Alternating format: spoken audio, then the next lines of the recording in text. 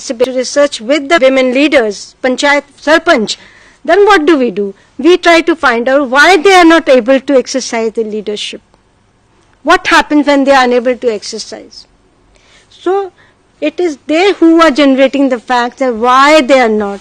Whose knowledge counts? When we do the participatory research, it is the knowledge of the local people that counts. Because we believe in the principle that the people know the reality better than the person who is conducting the research. But in the conventional research, it is the expert knowledge that counts. Then what is the basis of selection of problems? In participatory research, the local priorities. I have told you earlier, because in participatory research doesn't exist in vacuum. It has to be based on local priorities. Somewhere it has to touch the people somewhere. It can be issue of livelihood, it can be issue of anything. But it has to touch the need of the people, felt need of the people, the local priorities. And in the conventional research, it is the funding priority. So it's a funding priority. Institutional agenda. Academic institutions, they have their agenda. Professional interests, choice of methodology. And then methodology chosen for. In participatory research, methodology is basically to empower the community. When we are doing the research with the community, it is not for the knowledge, for the sake of generating knowledge.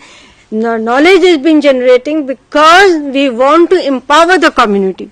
We want the community should know what is happening and then motivate them to take action. So it is the empowerment. And with this empowerment goes the mutual learning. The learning is mutual not only for the community but for the researcher who is researching with the community. You see, because when I go to the community with my top-down knowledge and when I do research with the community, all my knowledge goes off because I know that there is no theory. The theory will come from them. So it is a learning for me. So as a researcher, when I go outside researcher, so I am also learning so many facts which I had taken for granted. But even the community also learn because of the stereotype. Because sometimes the deprivation, the marginalized is internalized. Women will say that we do not participate because women cannot participate. But when we point out to them, look, certain decision that you have taken, you took, but someone has to tell them that they have taken the decision, they are capable of doing it, when they are capable of thinking that.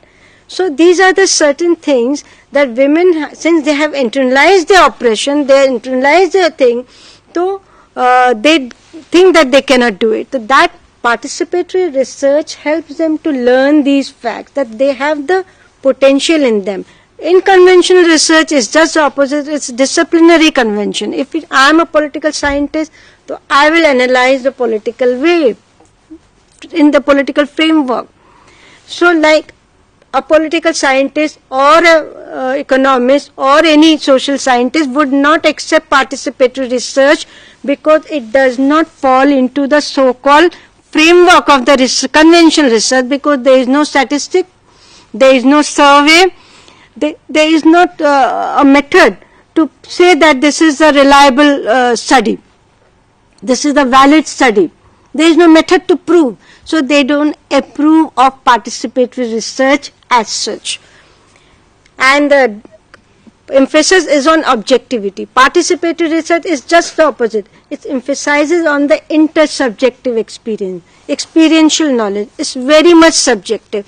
Then who takes part in the research process? Now let us see the steps in the research that I had discussed earlier.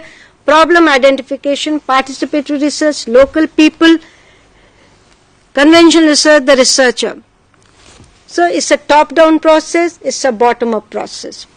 Data collection, participatory research, local people, conventional research, researcher, top-down and bottom-up. Interpretation, the local concepts and frameworks. We are analyzing the why women are not able to participate, so we are analyzing the fact from the vantage point of the women leaders. So it is a local interpretation is from the local framework, and in conventional research is the disciplinary concepts like sociology, the sociological frame of reference, political science, political frame of reference. Analysis is by the local people, analysis is by the researcher. presentation of finding, this is very important. Participatory research is always locally accessible and useful. When it is done by the community, so it is the community who owns the research process, not the researcher. So it is locally accessible and useful. Why useful? Because the community is going to use that knowledge to change the existing social reality. Action on findings, participatory research is integral to the process. When we are saying participatory research, it invariably means that some action has to be taken place. It's integral. And in conventional research, they are two separate. Research is different, action is different. So research findings may lead to some kind of action, but it's not integral to research. Who takes action? In participatory research, local people with or without external people. Who owns the result? In participatory research, it is shared by the community and also the researcher. So we also own that results. And conventional research is the researcher which controls. Emphasis is in participatory research is on the process, and conventional research is on the outcome. We are interested what is the finding, what does the finding say. Now let us come to the methodology. Methodology stresses on interpersonal communication among different stakeholders. It's a dialogical process. Women self-help groups members, they went to the administration, they had a dialogue, they submitted the memorandum, had a dialogue. They went to the elected representative, had a dialogue. So it's basically the dialogical process, and the emphasis is on the qualitative methods, like group discussion. It's a dialogical process. Role play, again, is a dialogical process where you are playing the role and sharing. Community seminars, fact-finding tours, popular theatre, educational camps, these are the various qualitative methods using the dialogical, interpersonal dialogue, the emphasis on interpersonal dialogue. But it doesn't mean that participatory research is not open to classical research methodology. It also takes the survey, provided there is a scope for open-ended survey, where there is a scope for voices to come. And it promotes the collective knowledge, because participatory research, when I say, is collective action, so knowledge has to be collective. It's a collective analysis, because knowledge, one person cannot do the analysis, it has to be collective. And the problem solving, it has to be collective process. And the reflection is always linked to action. So this is basically the methodology. Now I come to the adult educator's role, because it's very important, because when we are in the community, so we must know how this participatory research perspective helps us to play that role in the community and mobilize the process, catalyze the process of change. So we find that we have three elements in the facilitation role. One is the assistance for initial conscientization process. That's why you do the need assessment. When you ever implement the program, you begin with the need assessment. Why this need assessment? Because you begin with this is the helping them to conscientize.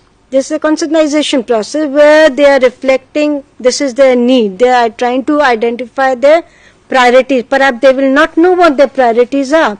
So some kind of conscientization process, assistance to enhance the people's knowledge base. They have to share, they articulate their concerns. And stimulation and assistance of two people's group to make transition to action. So you will see the adult educator has a very crucial role. It initiates the process of change, strengthens their knowledge bases, and also motivates them to take action. The very crucial role they have to play. So let us see what he does. What the adult educator does is stimulates critical reflection on social reality through a process of self-inquiry and analysis.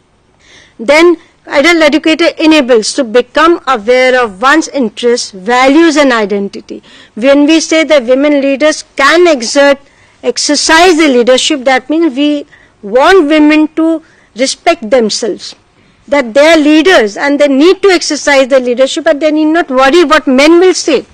Then adult educator assists to systematize their experiences, because they know the reality, but they don't know how to systematize it. The adult educator does that. It recovers a viable element in their tradition and which enhance the dignity and power. You see, we believe that the community has their own dignity. We have to respect their tradition, we have to respect their culture and the viable element of culture. What I mean to say, viable element, that dignity has to be restored. To explore the possibilities of changing the reality. The adult educator helps in that, and adult educator provides new knowledge. When adult educator is giving them the training on Panchayati Raj governance, so it's telling them, giving them the new knowledge. What are the laws, what are the bylaws, what are the schemes, what steps has to be taken. Women